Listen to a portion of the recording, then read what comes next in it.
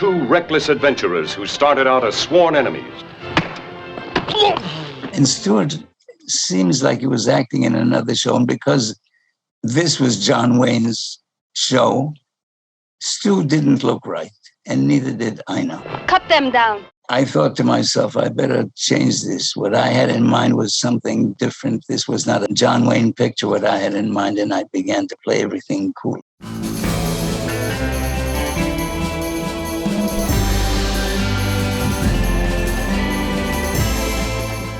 Hi, my name is Rob Ward. Welcome to A Word on Westerns, and we have a special treat for all of you film fans out there today, because not only do we have a man who has made numerous Westerns, including Comancheros with John Wayne, he also did some wonderful work with Rod Steiger and Marlon Brando. We're going to be talking a lot about it and a lot about him. He's 102 years old, and his name is Nehemiah Persoff. Welcome to the show. Thank you. Thank you very much. Delighted to be here. Well, I'm so glad you could join us. Your first feature film might not have been The Badlanders, but you worked with somebody who definitely was not an actor studio practitioner, Alan Ladd, who had just come off of Shane, and Ernest Borgnine, who had just won an Academy Award for Best Actor with his wife, Cathy Hirado, in The Badlanders. Bowie! Get out of here. You heard my wife? Your wife? I'll tell you something about that. I had worked in New York in the studios. New York is the asphalt jungle, you know. And when I was sent out west, I didn't know what I was in for. When I got to the set, the hills, the mountains, the water, the trees, the animals, the horses, the cowboys, all of that was so exciting for me. I loved it. And there I was. And I started talking with the actors, and they were different from the New York actors. They were not as sophisticated as New York actors were. And they were easy, plain, no complication to them. And I loved them. They reminded me of a hero that I had when I was a child. When I was about 12 years old, I lived in Brooklyn. And there was a little theater there called the Echo. It showed cowboy pictures all day long, one after the other. And I worked out a deal with the owner that I would get him a pastrami sandwich every day if he let me in for free. And I did that. And I went in and I saw most of the films were Bob Steele, an actor by the name of Bob Steele.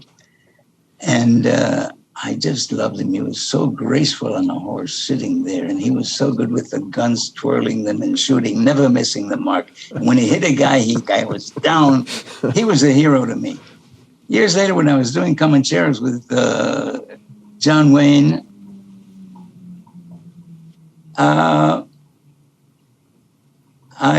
excuse me, you know, at 102, I have to tell you, at 102, my mind sometimes works tricks on me, but I'll be there okay, don't worry about it. So John Wayne. So, yeah, going to the set one day, a short man, an old man with a cowboy hat came to me and he said, "Excuse me, Mr. Persoff, I hope I'm not bothering you, but I'd like to tell you that you've been a great hero of mine. I love your work on television," and so on, so on, so on. He said, "My name is Bob Steele." Oh, God. Oh, God. And I told him what I thought of him, and I put my arms out, and he put his arms out, and we gave each other a big, big hug. Wow. And, isn't it nice when you meet somebody who you have admired on screen and you meet them in person, that they are still very special? It was so exciting for me. And then I started talking, and he said, "Excuse me, I have to go to makeup because this is my only day on the job, and I have to run." So he ran, and I never saw him again. But it was a great thrill to meet him. And I loved the Western actors. They were great. Mm-hmm. Yeah. Well, let's talk about the Comancheros then, because John Wayne, you must have seen a lot of his films as you were growing up, too, because he'd been in movies since 1930, making those B-Westerns, too, but he was a superstar at that time. And Michael Curtiz, who directed all those wonderful Errol Flynn movies at Warner Brothers, this was his last movie as a director. I was very excited working with Wayne. I wasn't sure about Curtiz. He was kind of cranky. Let me tell you something that I did which made him even more cranky. Wayne was doing a close-up of a scene with me, and the first take I thought was very good. It was emotional. It was really nice. And Curtiz said, "Cut, let's have another one." And he did another take, and I didn't like that so much, but he said, "Print, that's good." And I whispered to John, who was right near me, and the director was in the back.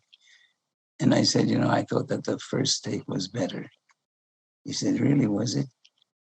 "Okay, I'll keep it in mind," he said. And he had to say, because he really was the authority there. And he came over to me and he said, "Tell me, who's directing this film?"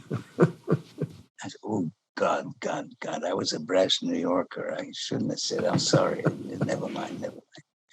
Later on, we're shooting, and it's very, very hot outside. And I said to John, who was standing next to me, I said, "Boy, it's hot, isn't it?" He said, "Yes."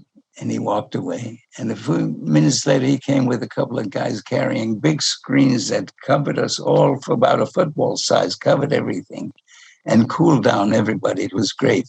And Curtiz said to Wayne, "That was a very good idea, John." Duke, that was a very good idea. And Duke said, "Don't thank me, thank Nicky." And Curtiz said, "Yeah, okay. Yeah, sure, okay." His health was failing, and he left. Didn't John Wayne direct quite a lot of that movie? Even when Curtiz was there, Wayne was he was always watching over me and making sure that he was okay. Yeah. Ina Balin played your daughter in that, who falls in love with that outlaw on the run, Stuart Whitman. What was that like with the two of them? They were all friends, so I knew them, but I'll tell you something about that. I came to shoot the movie a few days early.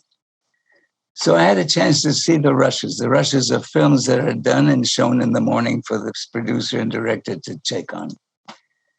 So I looked at the rushes and I thought, this is very different from what I was playing in my head, because Stu Whitman was a fine actor, but he was not acting in the style that Wayne was acting.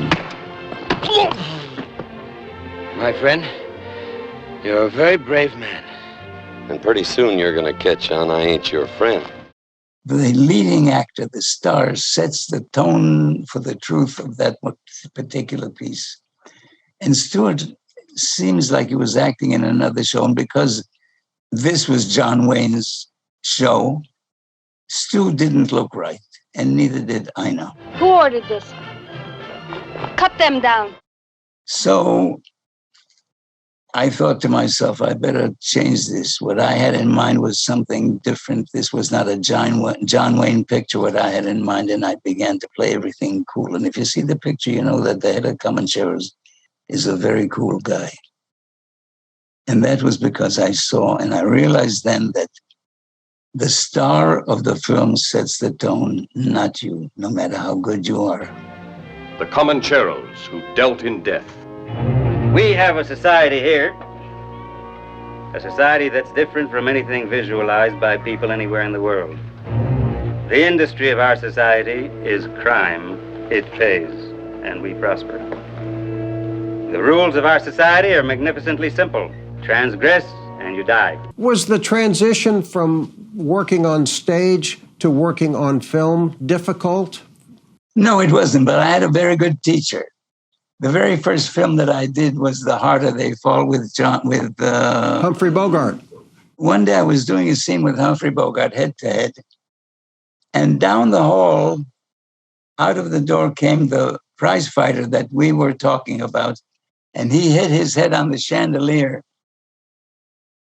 And while he did that, I looked at at Bogart, and he didn't register it. So being, as I said, a brash kid from New York, I went to the director and I said, I think Humphrey missed out on something. And he said, what? And I said, when the guy came out, he hit the chandelier. He didn't register. Bogart didn't register. He said, yes, he did. Did he? I was right next to him. He did not. He said, come tomorrow, see the rushes. And I saw the rushes. And when Bogart saw this actor and he hit the chandelier, his eyebrows just went up a little bit, just enough to register for the camera. It didn't need more. Mm-hmm. And I learned that day something that was invaluable. When you're on stage, you have to reach the second balcony.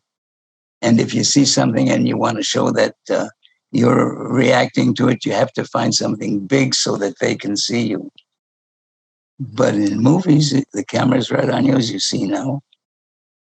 And every little bit that you feel comes across.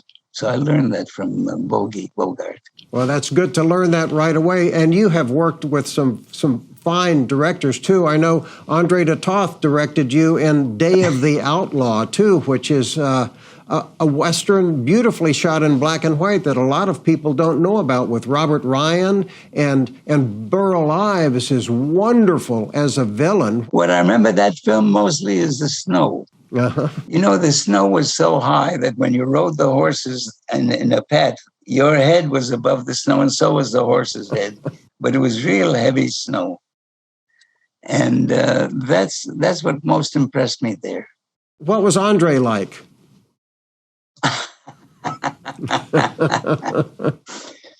In this deep snow, Andre came to direct the movie, took off his shirt and bare-chested directed the show in the snow, just, I guess, to show something. Macho.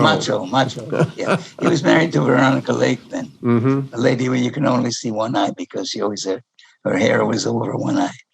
What was Robert Ryan like? Because he was an actor who was so versatile. He played so many villains, but yet he wanted to be the hero in movies, and this one he was. Robert Ryan had great ambitions. As a matter of fact, before this film, he went to New York and did a Shakespeare play in which he didn't succeed. But he had ambition to do good work, and he aimed to be as true and honest as he could. The movies that he made did not really show his great talent. He had a talent, yeah, and a nice man. Yeah, and yeah. Burl Ives, who was a nice man too, played great villains. Yes, because he was so fat and heavy. And when Kazan put him in that show, what was it called? He played Big Daddy. Was it? Big Daddy. That's right. Yes. He was the villain there, and he was so good in it that he kept that as his mark as an actor. Yeah. You know, in New York, he lived on a boat in the East River, on the East River. He was a folk singer. But then he became a movie actor and made a big hit. Your knack for accents. I know Eli Wallach said one time that he was the most successful and popular Mexican bandit of any Jewish person who ever lived, and yet you did quite a few Mexican bandits too. Yes, I did. How did you develop this knack for great accents? Because you do Italians and Germans and just any nationality. You know, I developed an ear for the accents in Jerusalem, actually, where I was born. Because there were people from Russia, from Siberia, from Afghanistan, from Italy, from Germany, from all over the world. And I heard all of these accents. When I came to New York, there they were. So I used to enjoy imitating them. I never realized that I would be able to use that professionally and make some, send the kids to college. Well, you're so credible, so believable. I know, and it's not a Western, but it's a classic, a great Billy Wilder movie. Some Like It Hot, because you come in and you're the head of the Italian Opera Lovers Association. What was that film like working? I mean, that was just such a great movie. Marilyn Monroe, Tony Curtis, Jack Lemmon, and then you end up doing away with George Raft. What was most interesting for me was the way I got the job. Mm-hmm. You know, Charles Lederer was the director, movie person, who was brought up in the Hearst Castle, which is just 6 miles from here. He knew everybody in Hollywood, and he made friends with everybody. One day he was playing cards with Billy Wilder, and Billy Wilder said, "That son of a bitch, Eddie Robinson." He walked out on the part that he was supposed to play. Charles Lederer said, "That's nothing. Get Nicky Persoff. He can do it." He said, "Who?" "Nicky Persoff. Nehemiah Persoff." Never heard of him. He said, he'll be great. He'll be great. I said, "Well, play your cards." No. And he got the phone and he put it right next to him. And he said, "Call. He's got the same agent that you have, and call him." I said, "No, call him." So he called the agent and he said, "What's his name?" "Nehemiah." Who? And the agent picked up. "You mean Nicky?" "Nicky, yeah, he'd be great in the role." And so the next morning, I went there. He didn't ask me many questions. He just asked me, would I shave my head bald? And I said, sure. And I shaved the bald. And then I went in one day to shoot the scene. When I went in to shoot the scene, it was new to me. There were a number of things new. One was that there were a whole bunch of extras, gangsters around. And it was very important for me then for them to realize that I was an important gangster. I walked in rehearsal and did the scene, and a guy sitting next to me says, "Who the hell is that? I thought Eddie Robinson was supposed to do it." That's all I needed. I turned on him and I said, "Who was supposed to do it?" He said, "Edward G. Robinson." "You know him?" "No." Do you know who I am?" "No." "Okay, suppose you get up and get the hell out of here. I don't want anybody like you here." He said, "What?" I called the assistant director and I asked him to get the guy out of there, and the guy wouldn't. So Billy Wilder said, "Come on, get up and get out of there. You're wasting my time." The guy got up and went out, and all of the gangsters then had respect for me. Now, Sammy Davis Jr. and Sidney Poitier and Dorothy Dandridge were shooting a film next door to mine, to where we were shooting. It was this very well-known musical. My mind just doesn't grab it now. Anyway, they came in, they shut down filming on their scene. They came in to see my scene. And when Billy Wilder saw them, he started telling jokes. And Sammy told jokes. And everybody was telling jokes. And I was ready. I was all worked up and I was ready to go. And they were telling jokes. Finally, he said, "Okay, Nicky, go ahead." So the attitude in the room was also, everybody was laughing. And so I mixed that together with the anger that I had. I didn't do it consciously. I just did it because it came out that way. And fortunately, it came out to be the way what people saw. It was Billy Wilder doing it, and that was his way of getting the performance he wanted out of me. How smart of him to do that. Yeah. He was good, smart man. You were born in 1919 and came to the United States in New York when you were 10 years old. What was that like? It was a shock for me to come to America. It took me about 3 years to get used to it. I used to cry in bed at night. Eventually, I got used to the place. How did you first learn that you had a knack for acting? I knew that when I was a little boy. When I was about 3 years old, I remember I had a tall, beautiful lady who was our kindergarten teacher. And she sometimes would look at me, but often, not as often as I wanted to. But I got on the bike, I remember, and I made a few turns and then fell down and pretended that I was hurt. I pretended. And she took me in her arms, and it was just wonderful. So at that time, I realized that I could make people believe what I was doing, whether it was fake or not. And that brought me to acting, I suppose.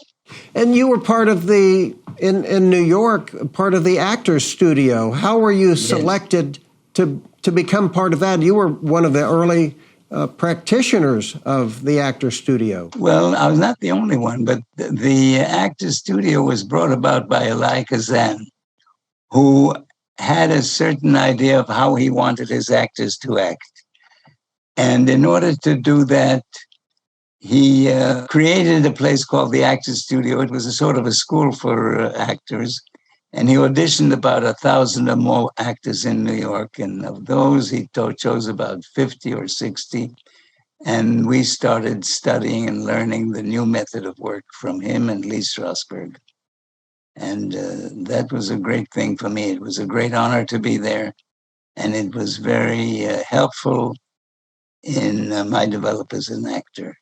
Well, with Elia Kazan, you were one of his select students because he cast you in On the Waterfront with Marlon Brando and Rod Steiger. Yes, yes. I'll tell you how that happened. Sure. I was taking a class with him, and after the class, he came over to me and he had a way of putting his arm around your neck like that, so he almost choked, and he said to me, "Nicky, do you want to earn $75? I said, 75? Yes, sure. He said, "Come down to so-and-so and we'll shoot you. You'll be the taxi driver," and so on. So that's how he hired me. And it was a very exciting afternoon, as you probably know, because they were shooting the taxi scene there. And there I was ready to drive them off. And before I drove them off, I knew nothing about what I was doing. But Kazan came, stick his head in the cab, and he said to me, "That son of a bitch in the back killed your mother." That's all I needed. I got so angry. Then the camera did the rest. It came in and a close-up, and I turned around, and that was it. That was my job. But it was great. Such a classic scene, too, with Steiger and yes, Brando. Steiger and Brando, too. How were they together? I think, I'm not sure, but I think that Steiger was a little bit on the defensive when he was with Brando, because Brando was the king. Brando was the guy who set the tone for actors in his period. Sure. I don't think that the acting style of that period would have come in had it not been for Kazan and Strasberg and Marlon Brando, who really showed it on screen. And everybody said, yes, they're right. Their method is great. Brando learned, I think, his work from Stella Adler. Mm-hmm. I'll tell you a little story about that. It was during the war, right after I left. I was a student of Stella Adler. And when the war started, I had to go into the army. When I came back, I had a 3-day pass. I went to the studio, to the dramatic workshop, to meet Stella Adler, to say hello. I opened the door and the room was dark, and in the bright light was a young kid doing a scene that I knew well because I'd done it before. And he was fantastic, really fantastic. When the scene was over, I walked in and she introduced us. She said, "Nicky, this is Bud, Marlon Brando." And then after that, I saw him in Streetcar, and like all other actors in New York, I began to sort of come under his influence. What did you think of Sidney Poitier? Sidney Poitier, he was, I had an incident with him, if you're interested. I was... Sure. When I met my wife in Israel, I had to come back because I was on vacation from Peter Pan in New York, and I had to be back in time. So her mother said to me, when you come back, why don't you bring us a refrigerator? I was making a big $90 a week in that role. It was a small role. Anyway, next year when I was about to go back to Israel, I thought I better save some money, so I have a refrigerator, and I saved $50. Wasn't really enough to get a good refrigerator. So the standing me, Bill Marshall, the actor, the tall actor, was my partner in the dressing room. And one day, Sidney Poitier, his friend, came in and said, "Do you want to play some poker tonight?" And he said, "Yes, I'll go. How about you, Nicky?" I said, "Yeah, I'll play. I thought, I can get this $50 up a little bit. I'll have a refrigerator, and that my problems will be solved." So we went to play, and we played until 7 o'clock in the morning. And the last call, Sidney was sitting on my right. And he said, "I put in all my stakes. All the money he had on the table, he put in." And I thought, that guy is trying to fool. He had that famous Sidney Poitier stare that he made so much money on. I said, "I'll take you." And I put all my money in. And Steve Hill put his money in. He was there too. And he had a full house. I had 3 deuces. And I gave him my money, and it was time to go. And Steve and I walked down the street, and I was kicking him in the behind, and he was kicking me in the behind. And we didn't have a penny for the subway. We had to walk all the way home. And I lived down under the Manhattan Bridge. What happened to the refrigerator? Did you get a refrigerator? Oh, yes. I somehow managed to get $100, and I bought a refrigerator. And I sent it over. When it got there, it did not work. But my wife's father was a mechanic, and he made it work.